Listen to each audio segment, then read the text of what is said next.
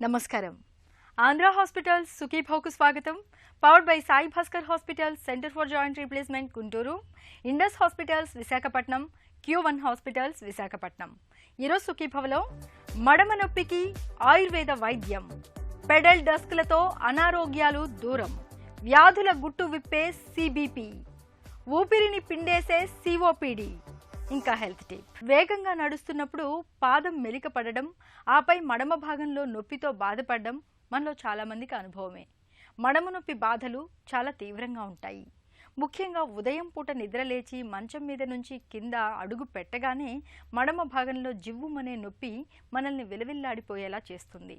అయితే కాస్త అటు ఇటు నడిచాక నొప్పి తగ్గిపోవడంతో మనలో చాలామంది ఈ సమస్యను పెద్దగా పట్టించుకోరు.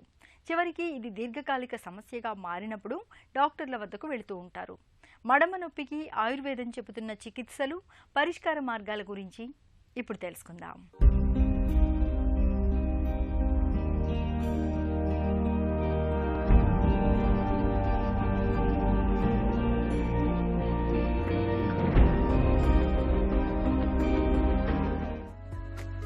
మన శరీరంలోని పెద్ద ఎముకల్లో మడమ ఎముక కూడా ఒకటి.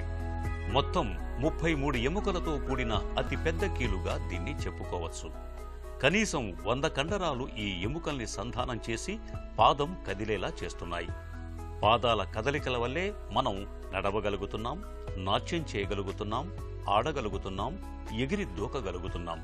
వీటన్నింటికీ మూలం పాదం అడుగున మడమ ఎముకల చుట్టూ ఉండే కండరాలే. ఇవి మెత్తటి కుషన్లా ఉపయోగపడి పాదంలోని ఎముకలు గాయపడకుండా కాపాడుతున్నాయి. ఈ కండరాలు గాయపడితే మన కదలికలు కట్టుబడిపోతాయి. ఇలాంటప్పుడు పాదం వెనుక భాగంలోనూ మడమ భాగంలోనూ విపరీతమైన నొప్పి కలుగుతుంది. ఒక్కోసారి మడమ భాగంలో మడమ ఎముక అడుగున ఒక చిన్న ఎముక లాంటిది పెరిగి అది మడమ ఎముకకు దాని అడుగున ఉండే కండరానికి మధ్య పెద్ద అగాధాన్ని సృష్టిస్తుంది. దాంతో అటు మడమ ఎముక, ఇటు మడమ కండరం రెండూ గాయపడతాయి. శక్తికి మించి బరువులు ఎత్తటం, ఎముకల్లో అరుగుదల మూలంగా కూడా మడమ ఎముకలోని కండరాలు చిరిగిపోతుంటాయి. ఇలాంటప్పుడు మడమ నొప్పి అనేది సమస్యగా మారుతుంది. మడమ నొప్పి అనేది మనం వింటూ ఉంటాము. అయితే ఇది ఎక్కువ స్త్రీలలో అధికంగా ఉంటుంది. అదేవిధంగా ఊబకాయం ఉన్న వాళ్ళకు ఉంటుంది. అదేవిధంగా రుమటైడ్ ఆర్థరైటిస్ లాంటి సమస్యలు ఉన్న వాళ్ళకు ఉంటుంది. అలాగే కీళ్ళ నొప్పులు ఉన్న వాళ్ళకు ఉంటుంది. ఒక్కొక్కసారి ఏమైనా దెబ్బలు తగిలినప్పుడు కానీ, ఏదైనా మెల్తి పడినప్పుడు కానీ ఈ యొక్క మడమల నొప్పి అనేది రావడం చూస్తాం. ఇది కాకుండా ఏంటంటే vitamin D deficiency, B12 deficiency లాంటిది ఉన్నప్పుడు కూడా ఈ యొక్క మడమల నొప్పి రావడం జరుగుతుంది. మరి మడమల నొప్పి అంటే ఏంటంటే ఆ మడమ భాగంలో ఏవైతే టెండన్స్ ఏవైతే ఉంటాయో అవి ఏవైతే తాళ లాంటి మజిల్స్ ఎండింగ్స్ ఏవైతే ఉంటాయో అవి బాగా ప్రెషర్కి లోనైనప్పుడు, లేదా అక్కడ ఉండే లిగమెంట్ ఏదైనా బాగా టేర్ అయినప్పుడు, లేకపోతే ఆ లిగమెంట్ మెలితి పడినప్పుడు నొప్పి రావడం అనేది జరుగుతుంటుంది. అయితే దీనికి ఆహారపరంగా ఏ విధంగా మరి చికిత్స తీసుకోవాలంటే, ఎక్కువ అతి బరువు ఉన్నవాళ్ళు బరువు తగ్గించుకోవాలి. అలాగే బాగా వీక్గా ఉన్నవాళ్ళు వాళ్ళకి ఏవైతే ఆహార పదార్థాల లోపం ఏదైతే ఏర్పడుతుందో, అయితే B12 డెఫిషియన్సీ వచ్చిందా, లేదంటే D విటమిన్ డెఫిషియన్సీ వచ్చిందా, ఆ డెఫిషియన్సీని కొంతవరకు తగ్గించుకుంటే కూడా ఈ మడమల నొప్పి అనేది తగ్గుతుంది. ఈ యొక్క సమస్యకి చాలా మటుకు రెస్ట్గా ఉండాలి. అదేవిధంగా కోల్డ్ కంప్రెషన్ అంటే ఐస్ లాంటిది పాదం కింద పెట్టి నొప్పి కొంచెం రిలీఫ్ వచ్చేటట్టు చూడాలి. అదేవిధంగా ఆ ఖాళీ మడమల భాగంలో టైట్గా ఏదైనా పట్టీ లాంటిది కట్టడం ద్వారా కూడా కొంతవరకు నొప్పి తగ్గుతుంది. అదేవిధంగా మడమల భాగం నొప్పి వాకింగ్ ప్రాపర్గా లేనప్పుడు, అంటే నడిచేటప్పుడు సక్రమంగా నడవనప్పుడు కూడా ఈ సమస్య రావడం జరుగుతుంది. చాలామంది హై హీల్స్ వేసుకుంటూ ఉంటారు. అలాగే చాలామంది గట్టి చెప్పులు లాంటివి వేసుకుంటూ ఉంటారు.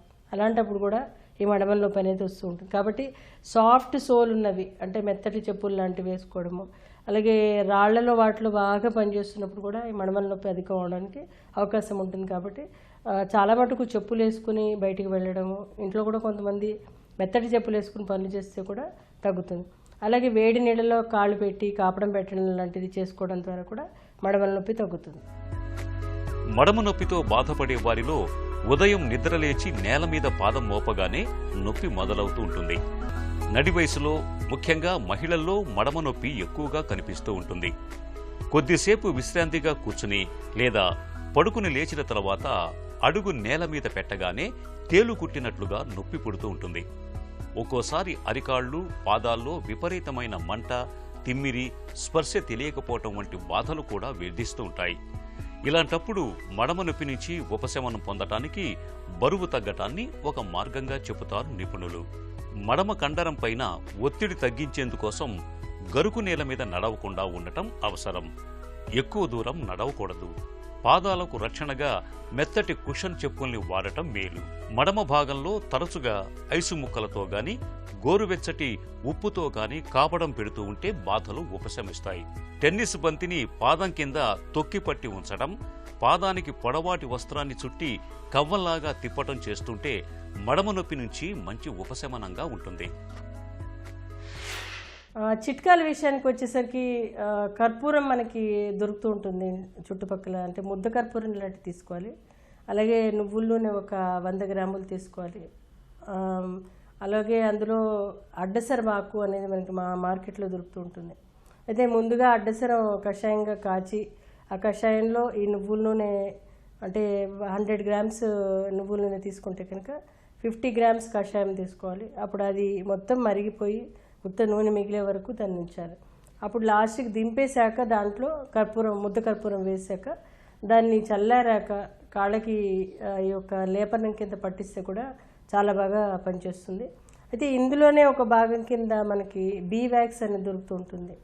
అంటే తేనె మైనం అనేది దొరుకుతుంటుంది. దాన్ని కూడా దింపేటప్పుడు తేనె మైనం కూడా వేస్తే కూడా చాలా బాగా పనిచేస్తుంది. ఎందుకంటే తేనె మైనంలో నొప్పి తగ్గించే గుణం ఉంది. అదేవిధంగా కర్పూరంలో కొంతవరకు నొప్పి తగ్గించే గుణం ఉంది. నువ్వుల నూనెలో తగ్గించే గుణం ఉంది.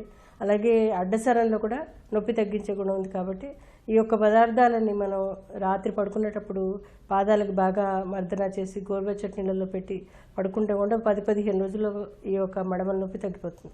చికిత్సా విషయానికి వచ్చేసరికి ఆయుర్వేదంలో బృహద్వాత చింతామణి రసాన్ని, అలాగే త్రయోదశాంగ గుగ్గులని, యోగరాజ గుగ్గులని, సింహనాథ గుగ్గులని, అలాగే వాపు తగ్గడానికి మహారాష్ట్రాది కషాయం అని, ఇవన్నీ కూడా ఇవ్వడం ద్వారా కూడా మంచి గుణం ఉంటుంది. దీంతో పాటు కొన్ని లేపనాలు, మహానారాయణ తైలం కానీ, మహామాష తైలం, కొట్టంచుక తైలం అని రకరకాలైన తైలాలు. ఇవేంటంటే కొంచెం మజిల్స్ రిలాక్స్ అవుతాయి. ఆ గోరువెచ్చటి నీళ్ళలో పెట్టినప్పుడు ఇంకా రిలాక్స్ అయినప్పుడు తొందరగా రిలీఫ్ వస్తుంది. మడమ నొప్పి బాధలు ఎక్కువగా ఉదయం పూటే వేధిస్తూ ఉంటాయి, తర్వాత తగ్గిపోతూ ఉంటాయి. దీంతో చాలా మంది మడమ నొప్పిని పెద్దగా పట్టించుకోరు. నిజానికి మడమ నొప్పి మొదలైనప్పటి నుంచే జాగ్రత్తలు తీసుకుంటే అది దీర్ఘకాలిక సమస్యగా మారకుండా చూసుకోవచ్చు. మడమ నొప్పితో బాధపడుతున్నప్పుడు ముఖ్యంగా ఒంట్లో వాతం పెరగకుండా చూసుకోవాలి. ఇందుకు వాతపు నొప్పులను పెంచే పులుపు, దుంపకూరలు, కష్టంగా అరిగే పదార్థాలకు దూరంగా ఉండాలి. మడమ నొప్పికి నాటు వైద్యం, పచ్చబొట్లు లాంటివి చేయకూడదు. నొప్పి నివారణలకు దూరంగా ఉండటమే మేలు. నొప్పి తీవ్రత ఎక్కువగా ఉన్నప్పుడు పాదాలను వేడి నీళ్లలో ఉంచి అడుగు భాగాన్ని నెమ్మదిగా కదుపుతూ ఉండాలి. ఇలా చేయటం వల్ల నొప్పి నుంచి తక్షణ ఉపశమనం దొరుకుతుంది. ఆయుర్వేద పరంగా గగనాదివటి అనే ఔషధం మడమ నొప్పిని తగ్గించటంలో బాగా పనిచేస్తుంది. మడమ నొప్పి ఎంతకీ తగ్గనప్పుడు, దీర్ఘకాలిక సమస్యగా మారినప్పుడు మాత్రం ఆపరేషన్ దాకా వెళ్లాల్సి ఉంటుంది. పనితీరులోనూ పెద్దగా మార్పులేమీ లేవు. ఈ నేపథ్యంలో శరీరానికి తగినంత శ్రమను కల్పించే ఫెడల్ డెస్క్ల్ని ఆఫీసుల్లో ఏర్పాటు చేసుకోవడం ఆరోగ్యరీత్యా మంచిదని పరిశోధకులు సూచిస్తున్నారు. అనారోగ్యంతో ఆసుపత్రికి వెళ్ళినప్పుడు చాలా సందర్భాల్లో డాక్టర్లు మనకు సిబిపి అంటే కంప్లీట్ బ్లడ్ పిక్చర్ పరీక్ష చేయించుకొని రావాల్సిందిగా చెప్తూ ఉంటారు. సిబిపి చేయడం వల్ల మన ఒంట్లోని రక్తం తాలూకు పూర్తి వివరాలు తెలుస్తాయి. దీంతో డాక్టర్లు మన అనారోగ్యాన్ని తేలిగ్గా అంచనా వేయడానికి వీలవుతుంది. కంప్లీట్ బ్లడ్ పిక్చర్ పరీక్ష గురించిన పూర్తి వివరాలని ఇప్పుడు తెలుసుకుందాం.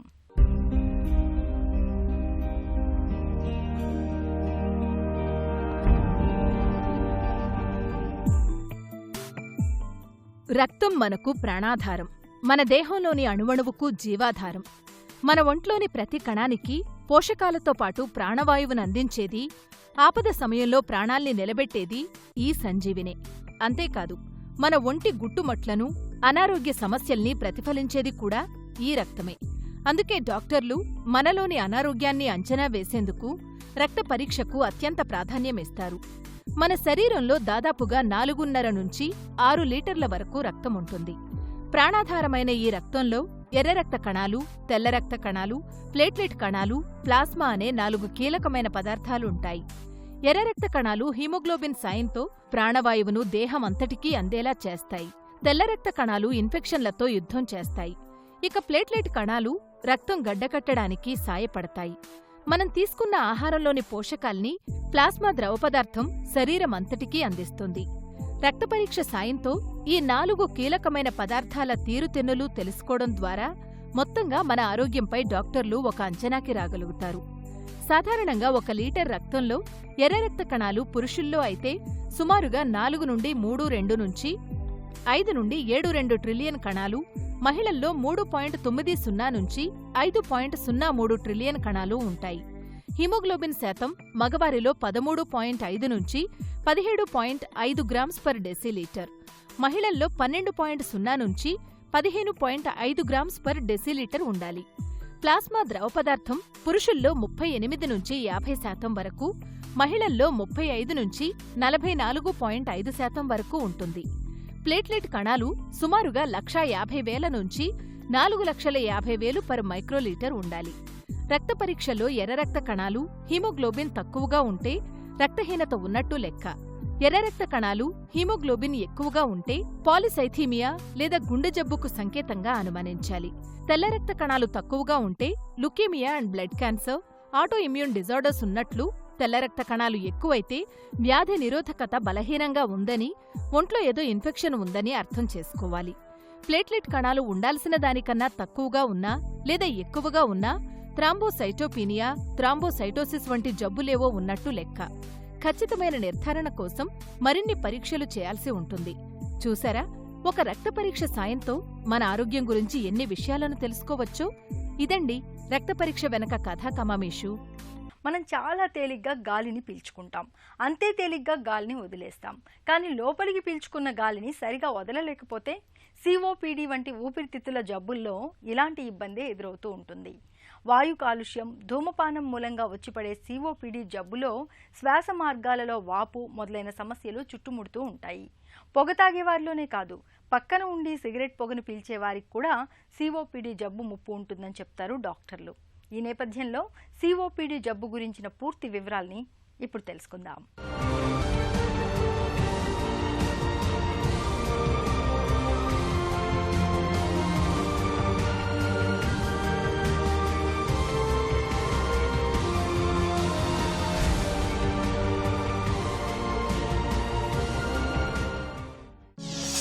COPD అంటే ఏంటి?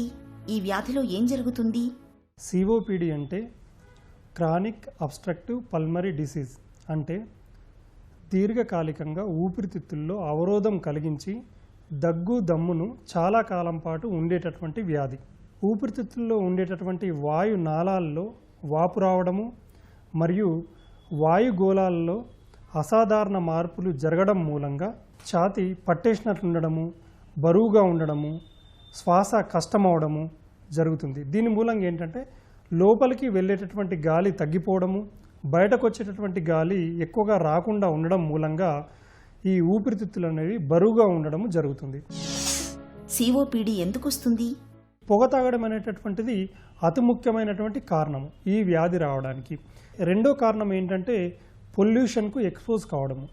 ముఖ్యంగా ఈ గ్రామీణ ప్రాంతాలలో కట్టెల పొయ్యితో పాటు వంట చేసేవాళ్ళు పిడకలతో వంట చేసేటప్పుడు ఆ పొగకు ఎక్స్పోజ్ కావడం మూలంగా COPD వచ్చేటటువంటి అవకాశం ఉంటుంది. ఈ దుమ్ముకు ధూళికి ఎక్స్పోజ్ కావడం మూలంగా, పరిశ్రమల నుంచి వచ్చేటటువంటి కాలుష్యానికి ఎక్స్పోజ్ కావడం మూలంగా కానీ, వాహనాల నుంచి వచ్చేటటువంటి కాలుష్యానికి ఎక్స్పోజ్ కావడం మూలంగా COPD వచ్చే అవకాశం ఉంటుంది. ఈ చిన్నతనం లోపల మాటి మాటికి దీర్ఘకాలికంగా ఇన్ఫెక్షన్స్ వచ్చినట్టయితే వాళ్ళలో కొన్ని రోజుల తర్వాత COPD వచ్చే అవకాశం ఉంటుంది. ఆస్తమా వ్యాధి ఎక్కువైనప్పుడు కానీ, లేకపోతే ఆస్తమా వ్యాధి అదుపులో లేకున్నట్లయితే అది ఆస్తమా వ్యాధి ముదిరిపోయి COPD వచ్చే అవకాశం ఉంటుంది. అలాగే TB మందులు వాడినటువంటి వ్యక్తులు కానీ, HIV పేషెంట్లో కానీ COPD వచ్చే అవకాశం ఉంటుంది. కానీ కొన్ని సందర్భాలలో వంశపారంపర్యంగా వచ్చే అవకాశం ఉంటుంది. ఈ ఆల్ఫా-1 యాంటీట్రిప్సిన్ అనే ఎంజైమ్ డిఫిషియన్సీ వల్ల ఈ COPD వచ్చే అవకాశం కూడా ఉంటుంది. COPD లక్షణాలు ఎలా ఉంటాయి? ఎర్లీ స్టేజ్ లోపల లక్షణాలు అనేటటువంటివి కనిపించవు. కానీ వ్యాధి ముదురుతున్న కొద్దీ ఈ కొంచెం దూరం నడిచినప్పుడు కానీ లేకపోతే మెట్లెక్కినప్పుడు కానీ ఈ దమ్ము రావడం కానీ ఆయాసం రావడం కానీ జరుగుతుంది. కానీ కొన్ని రోజుల తర్వాత సిఓపిడి ఇంకా ముదిరినట్లయితే చిన్న చితక పనులు చేసినప్పుడు దమ్ము అనేటటువంటిది వస్తుంది. ఇంకా వ్యాధి ముదిరినట్లయితే రెస్టింగ్ కండిషన్ లోపల అంటే కూర్చున్నా కానీ పడుకున్నా కానీ దమ్ము వచ్చేటటువంటి అవకాశం ఉంటుంది. అలాగే దమ్ముతో పాటు విడువనటువంటి దగ్గు దీర్ఘకాలంగా వేధిస్తూ ఉంటుందన్నట్టు. దీంతో పాటుగా ఆకలి లేకపోవడము, బరువు తగ్గిపోవడం అనేటటువంటిది జరుగుతుంది. సిఓపిడి ఎందుకు ప్రమాదకరం? ఆక్సిజన్ అనేటువంటిది సిఓపిడి పేషెంట్లో తగ్గిపోతుంది. అలాగే ఆక్సిజన్ తగ్గిపోవడం మూలంగా ఈ రక్తనాళాలు అనేటువంటి కుంచుకుపోవడం జరుగుతుంది. అంటే వాసో కన్స్ట్రక్షన్ అవుతుంది. దాని మూలంగా ఏంటంటే పల్మరీ హైపర్ టెన్షన్ వచ్చేటటువంటి అవకాశం ఉంటుంది. అదేవిధంగా గుండె పైన ఒత్తిడి పడి రైట్ హార్ట్ ఫెయిల్యూర్ వచ్చే అవకాశం ఉంటుంది.